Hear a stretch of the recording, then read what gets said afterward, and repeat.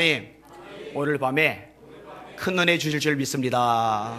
아멘. 옆 사람 축복해 주세요. 성령의 능력으로 세상도 마귀도 죄악도 자아도 이깁시다. 아멘. 커크 더글러스라는 분이 있어요. 헐리우드 배우입니다. 1995년에 뇌졸중으로 쓰러졌어요. 손과 발이 잘 안 움직여요. 입이 어눌해요. 배우로서는 생명이 끝난 거죠. 낙심에 빠집니다. 하루 종일 삶의 의욕도 낙도 없이 그냥 잠만 자는 거예요. 자고 또 자고 자고 또 자고 자고 또 자고 완전히 잠탱이가 돼버렸어요. 이 사람을 도와주려고 주변에서 손 내미는 사람들이 있었는데요. 자존심이 상하는 거예요. 내가 헐리우드에서 가장 잘 나가던 배우 중에 하나인데 이렇게 구차하게 남의 도움이라 받고 살아야 되겠어? 이 마음이 도움받는 것을 용납하지 못하게 하는 거예요. 그러던 어느 날 그의 유일한 벗이나 마찬가지인 애완견이 낑낑거리는 걸로 봐요. 왜 그러나 했더니 문 열어달라고. 그러니까 자기 혼자 문을 못 여니까 문 열어달라고 낑낑거리는 거예요. 그 모습을 보면서 살아있는 생명체라는 게 그런 거구나. 누군가의 도움이 없이 혼자서 살 수 없는 존재구나. 개조차도 도움이 필요할 때 낑낑거리면서 도움의 손을 내밀고 요청을 하는데 도움의 손이라고 하면 도움의 발을 내밀고 요청하는데 그렇지 나도 자존심 따위 내세울 게 아니구나. 그러면서 주변 사람들의 도움과 사랑을 받아들이기 시작을 합니다. 뇌졸중으로 인한 후유증을 극복하기 위해서 부단히 노력을 기울여요. 결국 재기합니다. 영화 다이아몬드라는 곳에서 주연을 맡아요. 더 나아가서 자신의 삶의 경험을 책으로 써서 시련은 곧 희망입니다 라는 제목으로 출가를 합니다. 자기처럼 이렇게 큰 장애물, 뇌졸중 같은 큰 중병을 만났을 때 이길 수 있는 4가지 방법을 제시했어요. 굉장히 단순합니다. 한번 따라합시다. 늘 상황이 더 나빠질 수 있음을 기억하라. 그렇죠. 살다 보면 상황이 나빠질 수 있는 거예요. 누구나. 얼마든지. 두 번째 한번 따라하세요. 어떤 상황이 찾아오더라도 절대 포기하지 말라. 이어전도에 한 명 들었어요. 셋째 따라합시다. 유머 감각을 잃지 말고 무엇보다도 자기를 향해 웃어주라. 참 좋은 메시지인 것 같아요. 자기를 향해 웃어줘라. 이런 걸 잘하던 사람이 링컨입니다. 실패를 세게 경험한 날이면은 목욕하고 잘 차려입고 맛있는 음식 먹고 자기를 격려하는 거예요. 거기 좌절하지 않고. 4번째 따라합시다. 다른 사람을 적극 도우면서 좌절감을 털어버리라. 이게 어떤 사람이 좌절에 빠져 있냐면요, 자기 연민에 빠진 사람. 나는 불쌍해, 나는 비참해, 나는 안 됐어, 난 뭘 해도 안 돼. 이런 사람은 그 수렁에서, 그 늪에서 못 벗어나요. 계속 빠져드는 거예요. 어떤 사람들이 이런 것을 쉽게 벗어나느냐? 나보다 더 힘들고 어렵고 지친 사람 찾아가고 손 내밀고 다가가고 위로하고 격려해주고 봉사하는 삶을 사는 사람들. 바쁜 꿀벌은 슬퍼할 겨를이 없다라는 옛 격언이 맞아요. 넉넉 그냥 청승 떠는 사람들은 못 벗어나요. 근데 바쁘게 남을 돕기 시작하면은 스스로가 늪에서 벗어날 수 있는 힘을 얻게 되는 거거든요. 살다 보면은요, 시련을 만나요. 환난이라고 해도 좋아요. 고난이라고 해도 좋아요. 아무튼 원치 않는 일을 겪기도 한 것이 인생입니다. 중요한 것은 이 환난에서 무너지느냐 아니면 그것을 딛고 다시 일어나느냐. 이게 중요하거든요. 여기는 여러분들은 환난을 딛고 일어서시기를 주님의 이름으로 축원합니다. 사실 지금 멋지게 근사하게 폼나게 서 있는 사람들도요, 그 속을 가만히 들여다보면 그 사람의 인생을 가만히 훑어보면요, 수많은 상처와 아픔의 흔적들을 가지고 있어요. 제가 오늘 좋은 시 한 편을 읽었어요. 민구식 시인의 파도라는 시입니다. 들어보세요. 바닷가에 흉터 없는 바위를 볼 수 있는가? 세상사 모두 그래. 파도에 시달린 흉터를 훈장처럼 달고 다니는 거야. 백사장에 모난 돌 없지? 모두 그래. 부딪혀 다르면서 서로 닮아가는 거야. 그렇죠. 이런 과정을 거치면서 다듬어지고 변화되고 성숙해지고 깊어지고 주님이 원하시는 모습으로 새 창조가 되어가는 거죠. 제가 얼마 전부터 자주 말하는 대목이 있어요. 하나님이 계셔서 정말 다행이다. 하나님이 계셔서 정말 다행이다. 이게 요즘에도요, 이 고백이 저한테 계속 나와요. 하나님이 계셔서 정말 다행이다. 하나님이 안 계셨더라면 환난의 늪에 빠졌어. 환난의 무게에 지디겨져서 지금 어디서 뭘 하고 있을지 알지 못했을 텐데 하나님이 계셔서 환난을 이겼거든요. 하나님이 계셔서 환난을 이겼을 뿐만 아니라 하나님을 위해서 멋지게 쓰임받을 수 있는 계기를 얻게 되었거든요. 하나님이 계셔서 정말 다행이다 라고 생각이 되어집니다. 오늘 설교 제목 한번 따라하겠습니다. 모든 환난에서 건져주신 하나님. 한 번 더요. 모든 환난에서 건져주신 하나님.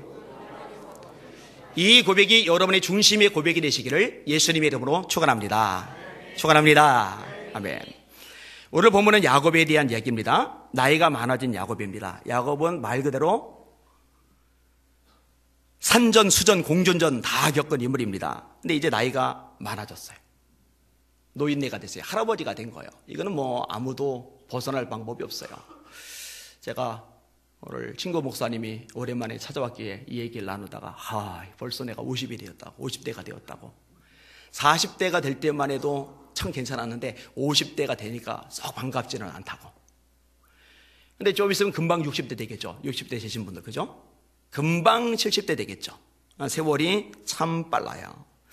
가만 보면은요, 주님을 위해서 일할 수 있는 시간이 무한정하지는 않은 것 같아요. 찬양 중에도 일할 수 있을 때 힘써 일하라 찬양을 하는데, 여러분 일할 수 있을 때 일하시길 바랍니다.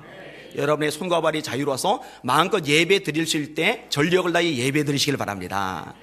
이런 날이 늘 있는 게 아니에요. 항상 있는 게 아니에요. 자, 나이가 많은 야곱, 이 야곱이 가지고 있는 것들이 있어요. 우선은 자녀들, 르벤, 레위, 시몬, 유다, 이사갈, 스볼론, 갓, 아셀, 단, 납달리, 요셉, 베냐민, 그리고 딸 디나, 13명의 자녀들. 그 다음에 또 무엇을 가지고 있느냐? 재산 가지고 있어요. 상당한 재산을 야곱이 얻었어요. 이건 이제 하나님의 복이었어요. 야곱이 라반의 집에서, 외삼촌의 집에서 20년간을 일했는데 외삼촌이 품값을 10번이나 뒤집어 엎었거든요. 임금 안 주려고, 떼어먹으려고, 노동력만 창취하려고. 근데 하나님이 야곱과 함께 하시니까 라반이 바꾸는 종목이 잘 되는 거예요. 또 바꾸면 바꾸는 종목이 또 잘 되는 거예요. 이렇게 해서 일단 재산도 많이 얻게 되었어요. 자, 자녀들, 그 다음에 재산들, 만약에 자녀들 많고 재산들 많고 이게 다다, 그리고 나이 많아졌다, 그러면은 야곱은 불쌍한 사람입니다. 여러분 재산 많아도요, 자녀들 번성해도요, 신앙이 없다면은, 하나님 앞에 갔을 때 내놓을 것이 아무것도 없다면은 그거는요, 부러움의 대상이 돼서는 안 돼요. 안쓰럽게 여기게 돼요. 연민의 눈을 가지고 바라볼 수 있는 여러분들이 되셔야 돼요. 근데 참 감사하게도 야곱에게는요, 가장 큰 재산, 신앙의 재산이 있어요. 저쪽에 오슬레 권사님 계시고 저 뒤쪽에 이제 신부인 권사님 계시는데, 여러분 이 두 분을 여러분이 존경하시길 바랍니다. 인정하시길 바랍니다. 제가 아내 보고도 가끔 얘기를 끄집어내요. 여러 차례 얘기를 끄집어냈어요. 참 이런 분들이 우리 예수 비전교회 보물이다. 우리 예수 비전교회 진주다. 우리 예수 비전교회를 힘있게 만드는 원동력이다. 저 그렇게 생각을 하거든요. 왜냐하면 예배의 자리를 지키면서 기도하거든요. 그것도 신용만 하는 기도가 아니라 진짜 기도자들이거든요. 그러니까 나이만 많아지고 신앙이 없다, 세월만 지나고 신앙이 쭉정이다, 이거만큼 비극은 없는 거예요. 근데 참 감사하게도 이 야곱에게 신앙이 있단 말이에요. 그러니까 헛늙은 게 아니에요. 참 가치 있게 아름답게 보람 있게 늙은 거예요. 여기는 젊은 분들도 그렇게 보람 있게 가치 있게 나이 들어가실 수 있기를 주님의 이름으로 축원합니다. 그게 복이죠. 그게 진짜죠. 자, 이 나이 많은 야곱이 요셉의 아들들을 축복해 주는 대목이 오늘 본문에 나와요. 야곱의 축복은 축복권을 가진 사람의 위치가 얼마나 중요한지를 성경적으로 제대로 가르쳐 주고 있어요. 자, 8절에서 14절까지 길지만 같이 맞춰 읽을게요. 8절에서 14절까지 시작. 이스라엘이 요셉의 아들들을 보고 이르되 이들은 누구냐? 요셉이 그의 아버지에게 아뢰되 이는 하나님이 여기서 내게 주신 아들들이니이다. 아버지가 이르되 그들을 데리고 내 앞으로 나오라. 내가 그들에게 축복하리라. 이스라엘의 눈이 나이로 말미암아 어두워서 보지 못하더라. 요셉이 두 아들을 이끌어 아버지 앞으로 나아가니 이스라엘이 그들에게 입맞추고 그들을 안고 요셉에게 이르되 내가 네 얼굴을 보리라고는 생각하지 못하였더니 하나님이 내게 네 자손까지도 보게 하셨도다. 요셉이 아버지의 무릎 사이에서 두 아들을 물러나게 하고 땅에 엎드려 절하고 오른손으로는 에브라임을 이스라엘의 왼손을 향하게 하고 왼손으로는 므낫세를 이스라엘의 오른쪽을 손을 향하게 하여 이끌어 그에게 가까이 나가매 이스라엘이 오른손을 펴서 차남 에브라임의 머리에 얹고 왼손을 펴서 므낫세의 머리에 얹으니 므낫세는 장자라도 팔을 엇바꾸어 얹었더라. 아멘. 자, 요셉이 두 아들 므낫세와 에브라임을 그들의 할아버지인 야곱에게 데려가는데 야곱의 오른손이 큰아들 므낫세에게 닿도록, 그 다음에 야곱의 왼손이 작은아들 에브라임에게 닿도록 그렇게 이제 안대를 했어요. 근데 요셉의 아버지가 이 손을 어긋맞춰서 이렇게 축복 기도를 해주는 거예요. 오른손을 동생에게 얻는 거예요. 이 오른손은요, 성경상에서 굉장히 중요한 의미를 가집니다. 이사야 41장 10절 암송하시는 분들 같이 합니다. 시작. 두려워 말라, 내가 너와 함께 함이니라. 놀라지 말라, 나는 네 하나님이 됨이니라. 내가 너를 굳세게 하리라. 참으로 너를 도와주리라. 참으로 나의 의로운 오른손으로 너를 붙들리라. 자, 성경을 창세기부터 계시록까지 찾아보세요. 내 왼손으로 붙들리라 이런 구절이 한 구절이라도 나오는지 없어요. 자, 예수님께서 부활하셨어요. 승천하셨어요. 하나님 보좌 왼편에 계세요, 오른편에 계세요? 예, 하나님 보좌 오른쪽에 계십니다. 시편 121편입니다. 여호와께서 네 오른쪽에서 네 그늘이 되시나니 낮에 해가 너를 상하지 아니하며 밤의 달도 너를 해치지 아니하리로다. 마태복음 25장에 양과 염소의 비유를 말씀하시는데 양들에게 말씀하세요. 나와 창세로부터 너희를 위해서 예비된 영영한 나라를 상속하라. 염소들에게 말하세요. 마귀와 그 사자들을 위해 예비된 영영한 불에 들어가라. 한쪽에는 구원을, 축복을, 한쪽에는 저주와 심판을 선언하시는데 양들이 오른편에 있어요, 왼편에 있어요? 양들이 오른편에 있어요, 오른편에. 이 오른편이 굉장히 중요한 의미를 가지는 거예요. 제가 오늘 말씀 준비하다가 보통 이제 부흥회 같은 걸 때 강사님들이, 교인들이 많으면은 한 손으로만 안수하지 않고 양손으로 이렇게 막 짚고 막 넘어가는 일이 있거든요. 야, 그때 왼손으로 기도받는 사람들은 좀 언짢겠다. 갑자기 이 생각이 들었어요. 그러다가 문득 우리 교인들은 참 괜찮다. 왜냐면 난 오른손밖에 없으니까. 그런 생각을 잠시 해봤어요. 아무튼 이 오른쪽 굉장히 의미를 지니는 거예요. 근데 이 오른손을 큰아들 므낫세에게 얹어야 된다고 생각했는데 이 작은아들 에브라임에게 얹으니까 요셉이 이게 마땅치 않은 거예요. 그래서 이걸 이제 바꾸려고 시도를 해요. 17절과 18절입니다. 시작. 요셉이 그 아버지가 오른손을 에브라임의 머리에 얹는 것을 보고 기뻐하지 아니하여 아버지의 손을 들어 에브라임의 머리에서 므낫세의 머리로 옮기고자 하여 그의 아버지에게 이르되 아버지여 그리 마옵소서 이는 장자이니 오른손을 그의 머리에 얹으소서 하였으나. 아멘. 여러분, 큰아들은요 생애 처음으로 낳은 자식입니다. 그만큼 애착이 커요. 그리고 율법에 의해 확인할 때도요, 큰아들 장자는 나머지 형제들에 비해서 상당한 우선권을 지닙니다. 유산을 물려받아도요 갑절로 받게, 그렇게 규정이 되어져 있어요. 그리고 형이 보통 집안에서 기둥 같은 역할을 하잖아요. 요셉 입장에서 에브라임 동생보다 므낫세 형이 할아버지 야곱으로부터 더 큰 축복을 받고 더 놀랍게 세워지기를 원하는 거예요. 여러분 잘 들어보세요. 만약에 오른손을 얹든 왼손이 얹든 뭐 축복을 크게 하든 작게 하든 이게 뭐 별 효력이 없다고 생각한다면요, 요셉이 굳이 그 손을 바꾸려고 애를 쓸 이유가 전혀 없어요. 축복해 주는 것에 따라서 완전히 인생의 삶이, 운명이 좌지우지 될 수 있다고 믿고 그렇게 알고 있으니까 굳이 나서서 이 손을 옮기려고 하는 거죠. 이런 거꾸로 야곱과 에서 입장도 마찬가지예요. 아버지 이삭의 축복이 뭐 그까지 축복 받는다고 뭐 더 잘 되겠어? 그까지 축복 덜 받는다고 뭐 좀 꼬이겠어? 이렇게 생각한다면은 굳이 그 축복을 서로 받으려고 경쟁을 벌일 이유가 없어요. 그게 효력이 있기 때문에, 능력이 있기 때문에, 실제로 영향을 미치기 때문에, 그게 성서적인 원리이기 때문에 경쟁을 벌이는 거죠. 자, 야곱이 어떻게 나오느냐? 아들 요셉이 손주들에 대해서 축복 기도한 거, 이거 자꾸 반대를 하는데 그럼 야곱이 그러면 아들 말, 요셉 말을 들어주느냐? 아니요, 고집을 피워요. 19절에서 20절 읽습니다. 시작. 그의 아버지가 허락하지 아니하며 이르되 나도 안다. 내 아들아 나도 안다. 그도 한 족속이 되며 그도 크게 되려니와 그의 아우가 그보다 큰 자가 되고 그의 자손이 여러 민족을 이루리라고 그날에 그들에게 축복하여 이르되 이스라엘이 너로 말미암아 축복하기를 하나님이 네게 에브라임 같고 므낫세 같게 하시리라 하며 에브라임을 므낫세보다 앞세웠더라. 아멘. 그러면은 야곱은 왜 고집을 피웠을까? 성경에는 그 이유가 안 나와요. 저는 이제 추론을 할 뻔인데 야곱이 동생이기 때문에 가슴앓이를 많이 했어요. 동생이기 때문에 생고생을 엄청 했어요. 그래서 동생 쪽에다 더 많은 복을 빌어주고 싶은 마음, 동병상련의 마음으로, 그런 마음으로 축복해 주지 않았을까, 이런 생각이 드는 거죠.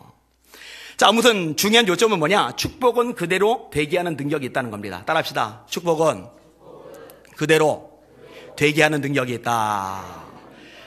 에브라임을 더 많이 축복했는데요, 에브라임은 강성해져요. 므낫세는 에브라임보다 훨씬 약해요. 나중에 남쪽 유다와 베냐민, 북쪽 이스라엘, 나머지 10개 지파로 구분이 되는데요, 이 북이스라엘 전체를 대표하는 지파가 놀랍게도 큰형인 루벤의 지파가 아니에요. 에브라임 지파예요. 에브라임 지파. 이 에브라임 지파가 아주 막강한 위력과 권세를 발휘하게 됩니다. 근데 사실 이 위력 때문에, 이 커졌기 때문에, 영향력이 있기 때문에 이들이 실수하게 돼요. 예를 들어서 기드온 때, 기드온이 300명의 용사를 거느리고 목숨 걸고 미디안과 싸워 나라를 건졌더니 에브라임 사람들이 뛰쳐나와가지고 너 싸우러 할 때 왜 우리 안 불렀어 하고 기드온하고 다투는 장면이 나오고, 또 입다가 목숨을 걸고 싸워서 나라를 건졌을 때 그제서 또 에브라임 사람이 튀어나와서 너 왜 싸우러 갈 때 우리 안 불렀어 하고 또 시비를 걸고, 기드온 같은 경우는 양보하고 끝나지만 입다는 성격이 상당하거든요. 니들이 우리한테 그렇게 나와?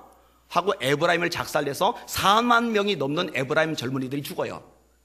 내전이 일어난 거죠. 내전이. 아무튼 이렇게 교만해지는데 잘못 활용됐지만 그럼에도 불구하고 에브라임이 강성해졌어요. 왜? 야곱이 그렇게 축복을 해줬기 때문에. 이게 축복의 위력입니다.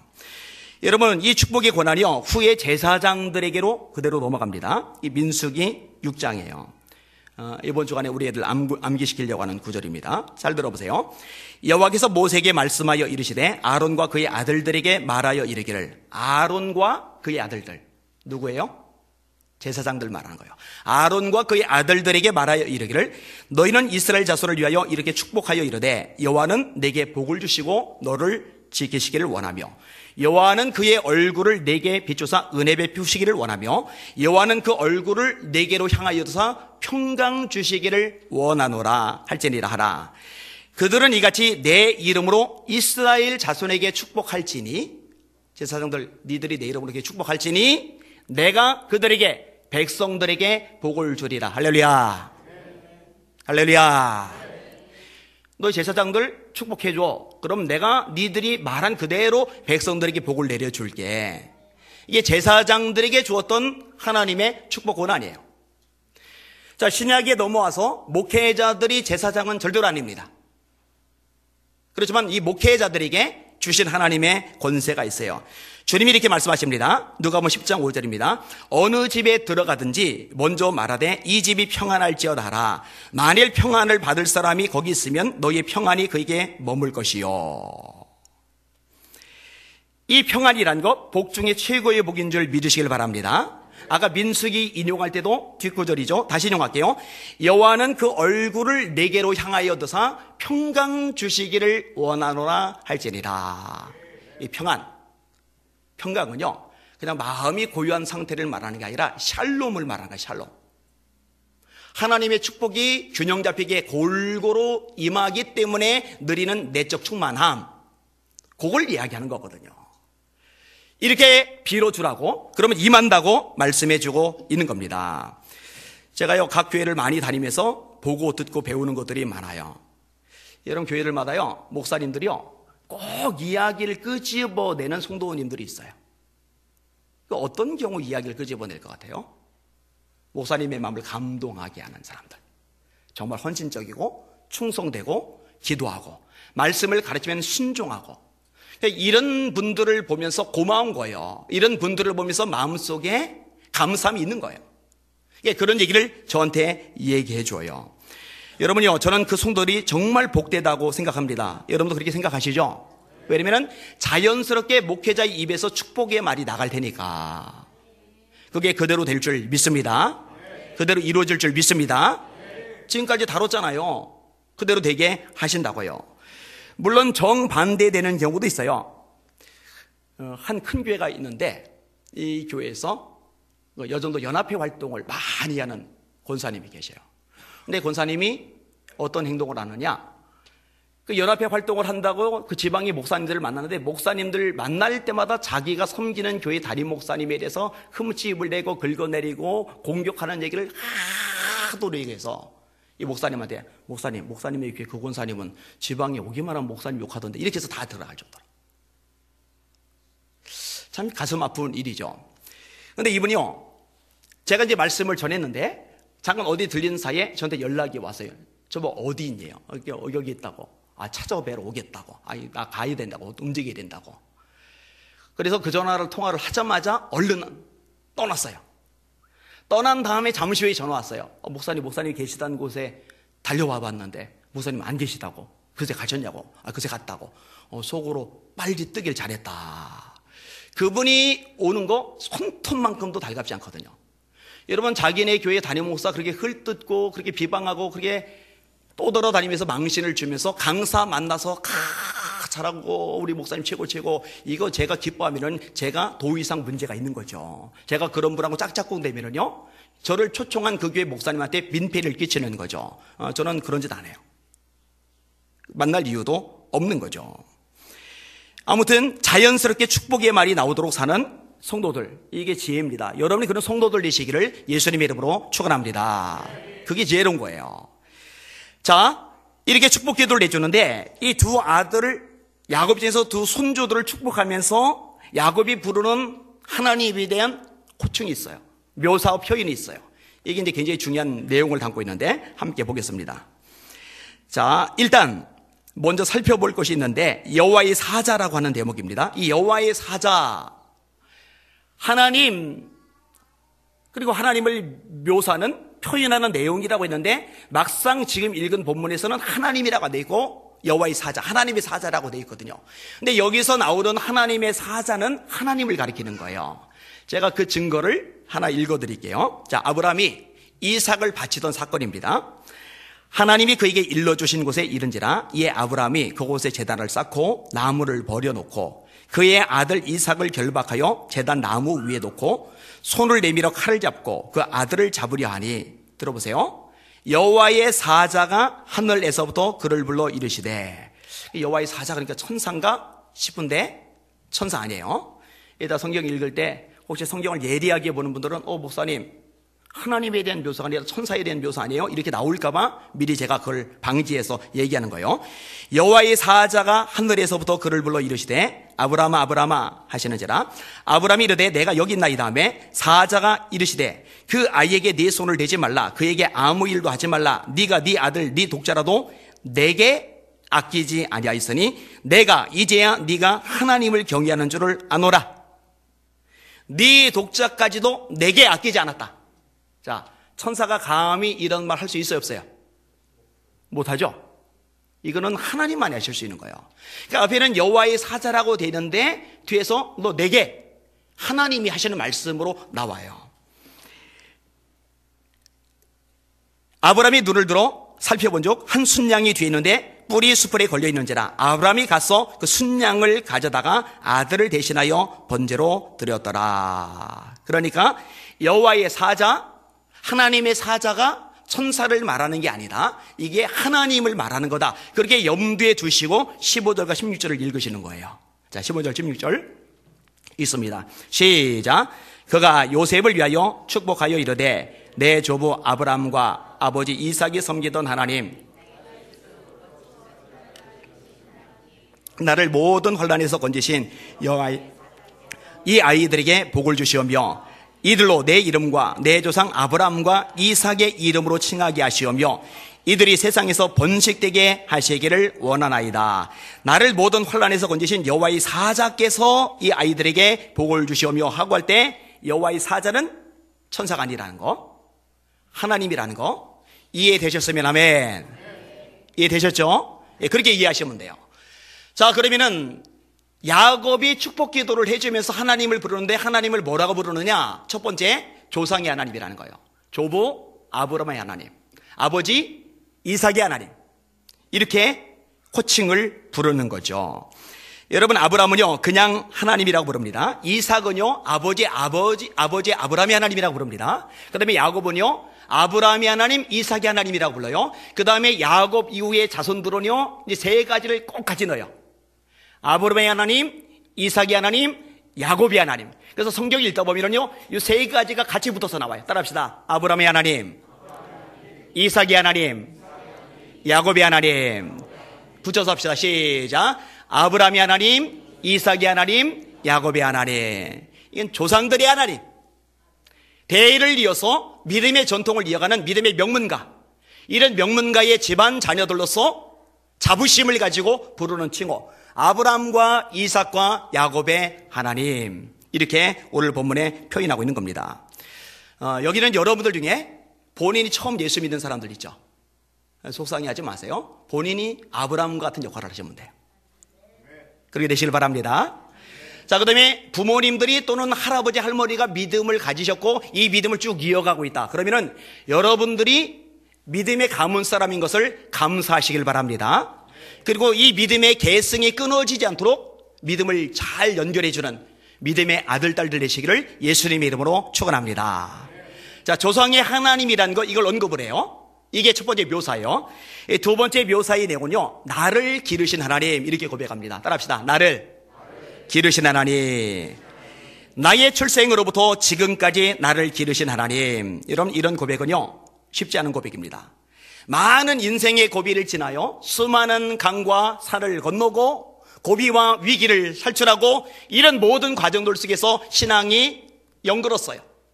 풍성하게 성숙했어요. 그리고 나서 고백하는 거예요. 내 삶을 뒤돌아보니, 내 인생의 모든 과정을 되돌이켜 생각해보니 태어날 때부터 지금까지 하나님이 나를 길러주셨구나, 하나님이 나와 동행해 주셨구나, 하나님이 나와 함께해 주셨구나. 참 멋진 고백이죠. 여러분, 이런 고백은요 하나님을 만나는 경험을 통해서 점점 강화가 되는 겁니다. 그리고 확고한 믿음의 고백으로 자리 잡게 되는 겁니다. 여러분, 야곱이요 처음에 형을 피해서 주랭랑을 쳤을 때 베델 광야에서 잠을 잡니다. 이런 광야가 낮에는 덥지만 밤에는 춥거든요. 근데 입을 잔뜩 짊어지고 도망가면은 그 도망자로서 속도가 안 나거든요. 그러니까 휴대용 기름 하나 들고 그냥 주랭랑을 친 거예요. 그러니 돌베개에 베고 맨 땅에서 그냥 바람 쐬가면서 자는 겁니다. 얼마나 추워요, 얼마나 외로워요, 얼마나 슬퍼요. 부잣집 아들내미가 얼마나 처지가 딱합니까? 너무너무 외롭죠. 광야 그 넓은 복판 혼자 있으니까. 그런데 꿈속에서 하나님을 만난 거예요. 사다리가 하늘까지 닿은 거예요. 천사들이 오르락 내리락 하는 거예요. 그리고 하나님이 야곱에게 음성을 들려주시는 거예요. 나는 여호와니 너의 조부 아브라함의 하나님이요 이삭의 하나님이라. 하나님도 이 호칭 쓰세요. 나는 너희 조부 아브라함의 하나님이요 이삭의 하나님이라. 네가 누워있는 땅을 내가 너와 네 자손에게 주리니 네 자손이 땅의 티끌같이 되어 네가 서쪽과 동쪽과 북쪽과 남쪽으로 퍼져나갈지며 땅의 모든 족속이 너와 네 자손으로 말미암아 복을 받으리라. 너무 비참한데, 너무 가난한데, 지금 너무 외로운데, 지금 살 길이 막막한데 하나님이 뭐라 하시느냐? 너 때문에 천하 만민이 복을 받을 거야. 엄청난 메시지가 주어지는 거예요. 내가 너와 함께 있어 네가 어디로 가든지 너를 지키며 너를 이끌어 이 땅으로 돌아오게 할지라. 내가 네게 허락한 것을 다 이루기까지 너를 떠나지 아니하리라 하신지라. 할렐루야. 야곱이 잠이 깼어요. 두려웠어요. 베고 자던 돌을 세워놓고 휴대용 기름을 쏟으면서 예배를 드리는데 성경에서 나오는 야곱의 자원하는 첫 예배. 여러분, 하나님을 깊이 만나면요 뭐가 사는지 아세요? 예배가 살아요. 예배가. 그래서 신앙의 역동성이 있는 사람의 특징은요, 예배에 대한 열정이 불같이 타오른다는 거거든요. 이때로부터 야곱의 인생은 예배자의 인생이 됩니다. 하나님께 세 가지 소원을 합니다. 하나님, 무사히 돌아오게 하시면은 하나님이 나의 하나님이 되실 것이며 내가 소득의 11조를 드릴 것이며 이곳에 주를 위해서 성소를 세우겠나이다. 이렇게 하나님을 만나고 나니요, 야곱의 삶이 변해요. 형을 속였죠. 심지어 아버지도 속였죠. 자기를 사랑해주는 아버지를 속였죠. 그런데 형도 속이고 아버지도 속일 정도의 인물이라면 외삼촌을 라반 속이는 것은 껌일 텐데, 아무것도 아닐 텐데 외삼촌을 라반을 단 한 번도 속이지를 않아요. 이렇게 야곱이 고백을 합니다. 라반에게 한 말이에요. 야곱이 라반에게 대답하여 이르되 내 허물이 무엇이니까? 무슨 죄가 있게 외삼촌께서 내 뒤를 급히 추격하나이까? 외삼촌께서 내 물건을 다 뒤져보셨으니 외삼촌의 집안 물건들 중에서 무엇을 찾아내었나이까? 다시 말해, 라반에게서 도망을 치면서 이익을 챙기기 위해서 뭔가 라반 것을 가로챌 만도 한데, 아버지 속일 정도면, 형 속일 정도면 삼촌 거 좀 그 삥딱 못 치겠어요, 그죠? 근데 하나도 손을 안 댄 거예요. 거기다가네요, 내가 20년을 외삼촌과 함께 하였거니와 외삼촌의 암양들이나 암염소들이 낙태하지 아니하였고, 자기 양은 낙태하면 손해죠. 외삼촌 양은 아유 내가 졸린데, 내가 피곤한데, 내가 힘든데 하고 타이밍을 놓치면 뭐 낙태할 수도 있어요. 뭐 낙태해도 뭐 내 손이 아니고 외삼촌 손해인데 뭐 할 수 없지, 이럴 만도 한데 내 거 외삼촌 거 구분을 안 한 거예요. 내 거 낙태 안 하도록 최선을 다하듯이 외삼촌 것도 그렇게 최선을 다한 거예요. 외삼촌의 암양들이나 암염소들이 낙태하지 아니하였고 또 외삼촌의 양떼의 순양을 내가 먹지 아니하였으며 물려 찢긴 것은 내가 외삼촌에게로 가져가지 아니하고 낮에 도둑 맞았든지 밤에 도둑을 맞았든지 외삼촌이 그것을 내 손에서 찾았으므로 내가 스스로 그것을 보충하였으며 내가 이와 같이 낮에는 더위와 밤에는 추위를 무릅쓰고 눈 붙일 겨를도 없이 지냈나이다. 놀랍게 변했어요. 사람이 진실해졌어요. 정직해졌어요. 성실해졌어요. 참 많이 변했어요. 그리고 이제 하나님을 만나는 사건들이 그 이후로도 계속 이어지면서 하나님이 자기 인생의 가장 존귀한 분, 가장 중요한 분으로 자리매김을 하는 거예요. 이제 마지막 죽음을 앞두고 손주들 2명이 왔을 때 축복해 주면서 하나님이 내가 출생했을 때부터 지금까지 나를 기르신 분이다, 이렇게 고백을 하고 있는 거예요. 여러분 되돌아보세요.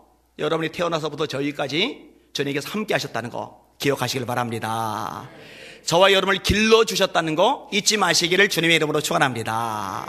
이 깊은 신앙의 고백, 하나님과 동행하며 살았던, 그 하나님을 경험하며 살았던 이 삶의 흔적에서 나온 이 아름다운 연륜 있는 고백이 여러분의 입술에서도 나올 수 있기를 주님의 이름으로 축원합니다. 여러분들이 진짜 세월이 많이 지나서 오늘 내일 할 때 어린 손주들이 와서 여러분이 기도해주는 그 시점에서 이런 멋진 신앙 고백이 나오면 얼마나 좋겠어요. 그냥 그때까지도 막 세상적인 허영, 욕망, 탐심에 사로잡아가지고 막 그런 것들만 집착하고 막 움켜쥐려고 바둥대는 모습을 보이면은 그 참 얼마나 비참하겠어요, 그죠? 자, 또 하나의 표현이 있는데요, 하나님이 어떤 하나님이냐? 모든 환난에서 건져주신 하나님, 이렇게 말합니다. 나를 모든 환난에서 건지신 여호와의 사자. 자, 라반의 집에서 일하다가 라반의 안색이 변했어요. 왜 변했느냐? 야곱이 노동력으로 도움이 되리라 생각을 했어요. 그래서 도움이 됐어요. 그런데 이 야곱이 자기에게 도움이 될 뿐만 아니라 자기 재산도 불려가기 시작하는데 야곱의 재산이 어마어마하게 거예요.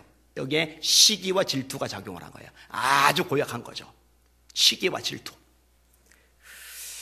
오늘 신고 목사님이 왔다고 그랬잖아요.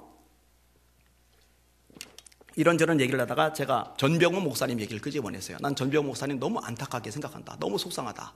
그분처럼 젊은이들에게 강력한 영향력을 미치고 도전을 행사할 만한 사람이 없었는데 타락하지 않았다면 참 좋았을 텐데. 그러니까 이 목사님이 그런 생각을 하는 목사님이 여기도 있네.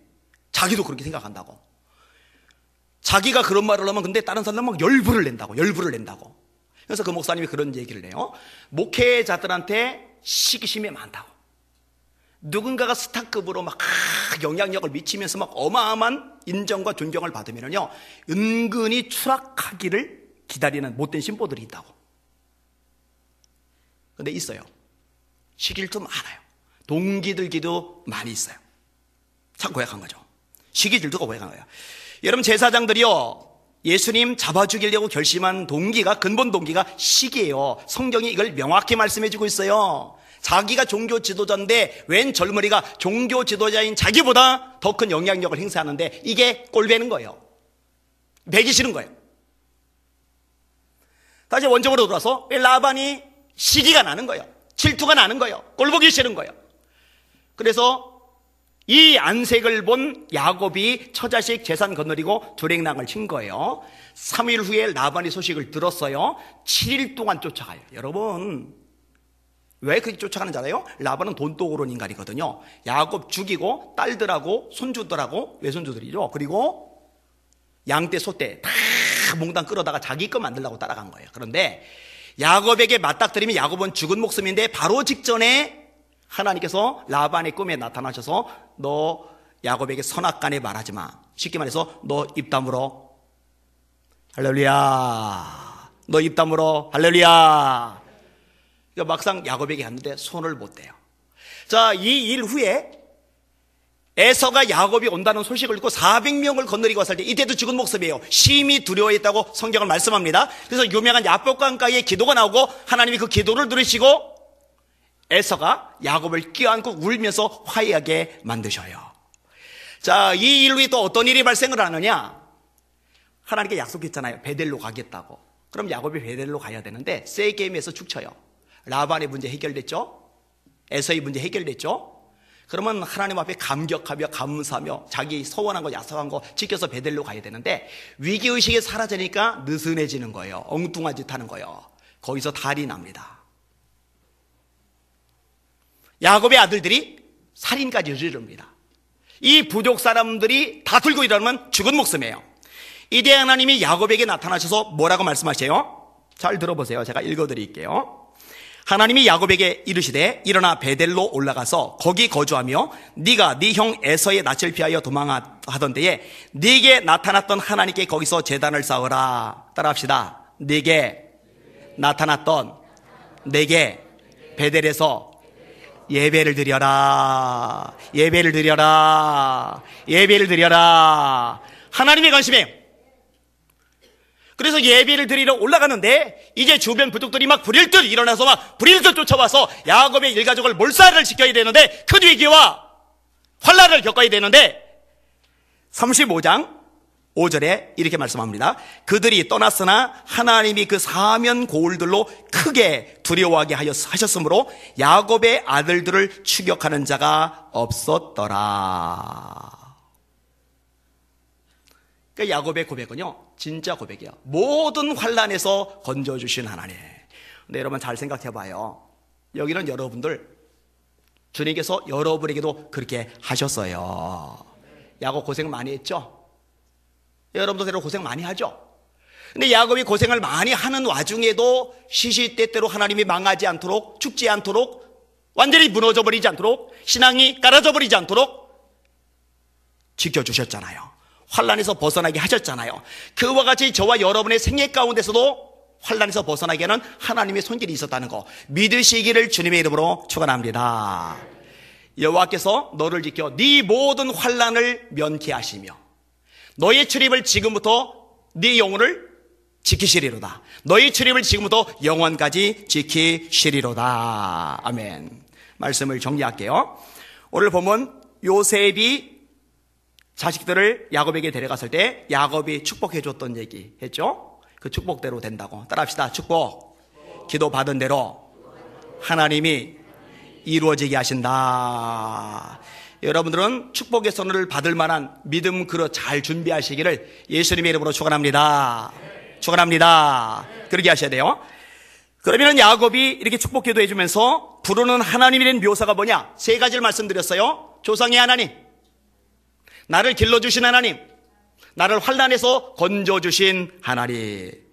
그러니까 이 노년의 마지막을 앞둔 시점에 하나님의 은혜에 감격하면서 자손들에게 축복 기도해 주는 거예요. 아, 하나님, 우리 할아버지, 우리 아버지와 함께 하시더니 나와도 함께 하셨고 나를 길러주셨고 환난을 당할 때마다, 고비를 당할 때마다, 위기 속에 굴러 떨어질 때마다 나를 벗어나게 해주셨고 그 하나님, 이렇게 고백하는 거거든요. 여러분, 이렇게 은혜를 잊지 않고 감격하는 야곱처럼 우리 사는 성도들 은혜를 잊지 않고 감격하는 마음이 늘 끊이지 아니하시기를 예수님의 이름으로 축원합니다. 고민과 상처를 가지고 있던 전도사님 한 분이요, 소록도를 방문했대요. 거의 한센시 병 환자들, 나병 환자, 옛말 문둥병이라 해서 제일 쉽게 이해를 해요. 그들이 모이는 공동체거든요. 근데 예배를 드리고 통성기도를 하는 중에 한센병 환자가요, 소리 지르면서 통곡하는 거예요. 하나님, 이 크고 놀라운 하나님의 은혜를 어찌다 갚는데요. 충청도 사람이었대요. 하나님, 이 크고 놀라운 하나님의 은혜를 어찌다 갚는데요. 너무 감격해서 우리가 이 전도사님이 쳐다봤어요. 봤더니 한쪽 눈알이 골마서 썩어서 구멍만 뚫려 있고, 귀 다 떨어져 나갔고, 코 다 문드러져 나갔고, 손가락 마디 다 떨어져 나갔고, 손목만 뭉텅이로 남아있는데 그 뭉텅이로 남은 손목으로 바닥을 치면서 통곡하는 거예요. 하나님, 이 장면을 보는 순간에 자기에게 있던 상처, 아픔, 이거 생각할 겨를이 없어요. 너무 가슴속에 파도처럼 감동이 밀려드니까 그 근처로 가더니만 한센병 환자인 것도 잊고 그냥 거기다 손을 대고 같이 울면서 통곡하며 기도를 드려요. 그렇게 시컷 기도한 다음에 물어보는 거예요. 도대체 어떤 은혜를 그렇게 크게 받으셨대요? 그 환자가 대답을 합니다. 제가 병들자 제일 먼저 7년 연애하고 결혼했던 제 아내가 저를 버렸습니다. 다음으로 형제들이 나를 버렸습니다.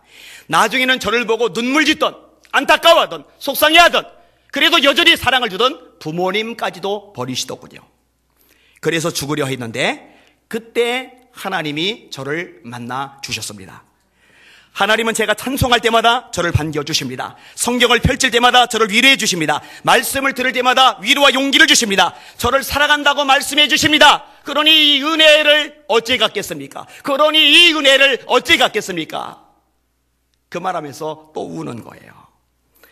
이 고백을 들으면서 주의 일을 한다고 하면서도 상처 때문에 원망, 고민거리로 꽉 둘러서 있던 이 전도사님의 마음이 녹아져 내리기 시작해요. 상처가 치유되기 시작해요. 자신이 얼마나 큰 은혜를 잊고 사는지 깨닫게 되고 중심으로 감사하게 되고 그 힘을 바탕으로 다시 사역에 도전하고 뛰어들게 되는 겁니다. 따라합시다. 모든 환난에서 건져주신 하나님, 돌이켜보세요. 되새겨보세요. 그리고 감사하시는 여러분들 되시기를 주님의 이름으로 축원합니다. 그 은혜를 잊지 않는 여러분들 되시기를 주님의 이름으로 축원합니다. 몇 초 전에 했던 설교 기억하세요? 내 영혼아 여호와를 찬양하라. 내 속에 있는 것들아 다 그의 거룩한 이름을 찬양하라. 내 영혼아 여호와를 찬양하며 그 모든 은택을 잊지 말지어다. 그가 네 모든 죄악을 사하시며 네 모든 병을 고치시며 네 생명을 파멸해서 속량하시고 좋은 인자와 긍휼로 과를 씌우시며 좋은 것으로 네 소를 만족하게 하사 네 청초를 독수리같이 새롭게 하시는도다. 그 모든 은택을 잊지 말지어다. 잊지 않고 감사하는, 그 힘을 내는, 그리고 신앙의 유산을 물려주는 믿음의 능력자들 되시기를 예수님의 이름으로 축원합니다. 아멘. 찬양 같이 할게요.